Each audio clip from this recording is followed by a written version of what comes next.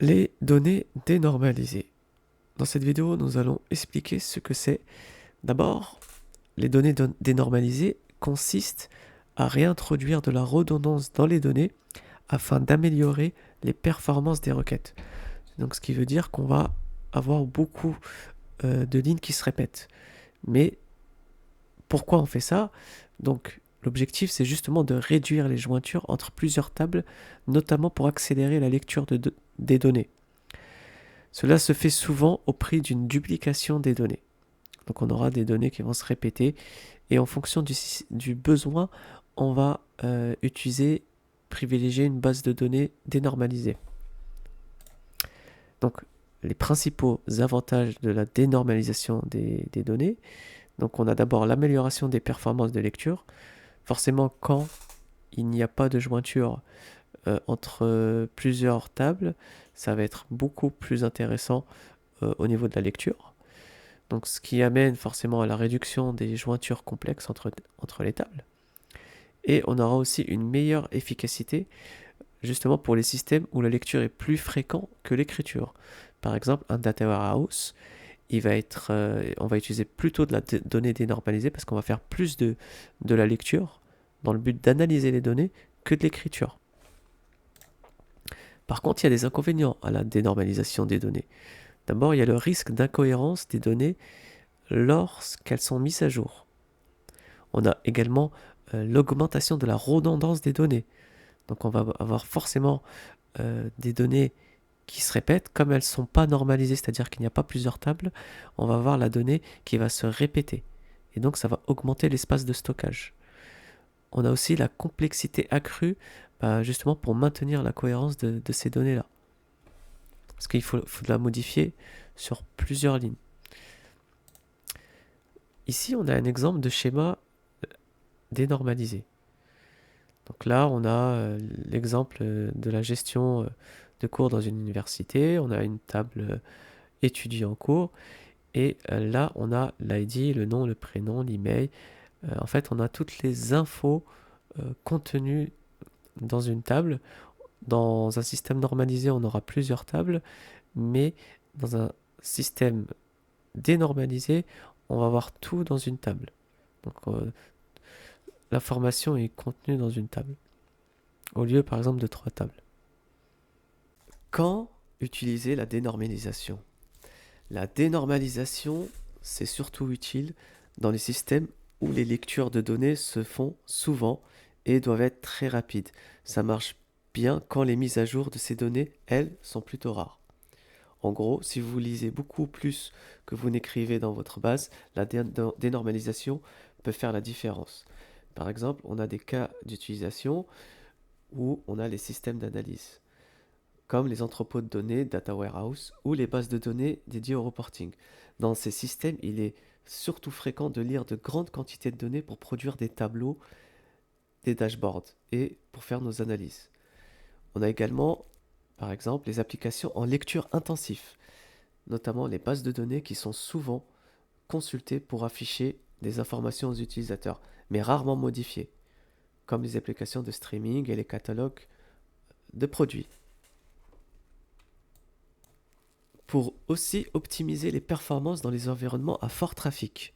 Dans les applications qui subissent une forte charge, c'est-à-dire avec plein d'utilisateurs connectés en même temps, où on a des tonnes de requêtes qui arrivent, il devient super important de réduire la complexité des requêtes.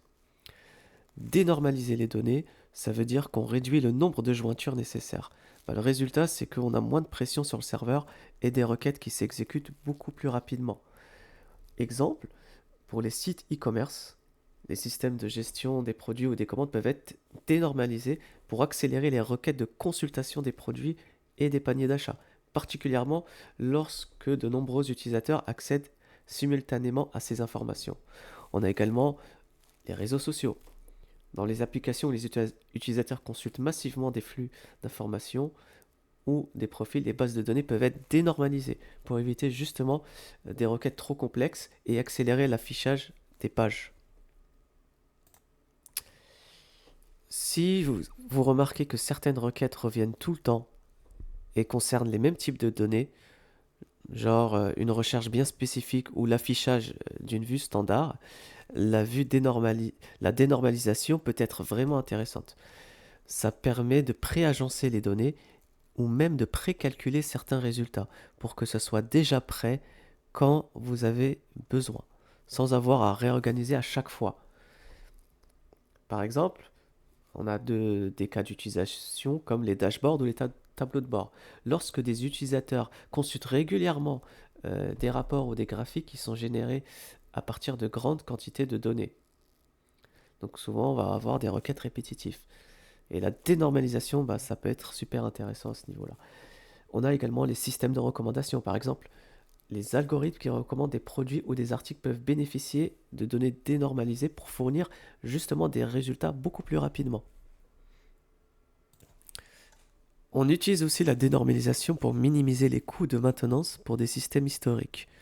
Dans certains environnements plus anciens, là où les technologies modernes ne sont pas en place, la dénormalisation devient presque nécessaire. Pourquoi? Parce qu'elle permet justement de réduire la complexité des requêtes, surtout quand les ressources de calcul sont limitées ou que les mises à jour prennent beaucoup de temps et de puissance. Par exemple, sur des bases de données legacy, euh, on a notamment des environnements de bases de données plus anciennes qui ont des limitations de performance. On a également le cas de migration. Lorsque des systèmes doivent être migrés ou adaptés, la dénormalisation, elle peut faciliter certaines transitions en simplifiant les relations entre les données. Dans les scénarios où vous faites beaucoup d'agrégation ou de calculs statistiques, par exemple des moyennes, des sommes ou des comptages, il est souvent plus pratique de stocker ces résultats directement dans une table dénormalisée. Ça évite de tout recalculer à chaque fois qu'une requête est lancée, ce qui est beaucoup plus rapide. Exemple de cas d'utilisation, les bases de données analytiques, les systèmes BI, où il est nécessaire de réaliser des calculs ou agrégations sur de larges volumes de données. On a également tout ce qui est traitement par lot, lorsque les calculs peuvent être faits à intervalles réguliers et les résultats précalculés sont stockés pour des lectures ultérieures plus rapides. Dans le cas des bases de données NoSQL, la dénormalisation, c'est presque la règle par défaut. Ces systèmes sont conçus pour être super scalables et rapides, surtout sur les lectures. Les données y sont stockées sous forme de documents ou de collections, et la dénormalisation permet de garantir que tout le reste performe, même avec un grand volume de requêtes.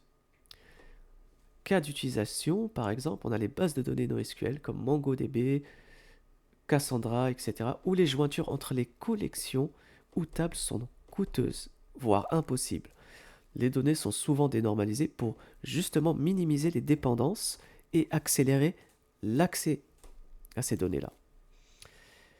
Enfin, on va comparer les données normalisées et dénormalisées. Les données normalisées, par exemple, dans notre cas, on a deux tables, membres et visiteurs. Donc dans les membres, on a l'email, etc., toutes les infos de chaque personne. Et visiteurs, on a quand ce membre a visité cet endroit, un endroit. Dans des données dénormalisées, on va regrouper toutes ces données-là sur une table. Donc, en fonction que vous utilisez des données normalisées ou dénormalisées, il y aura des avantages et des inconvénients. Aujourd'hui, on a vu les avantages, notamment d'utiliser des données dénormalisées. Dans une prochaine vidéo, nous allons aborder les données normalisées et ses avantages.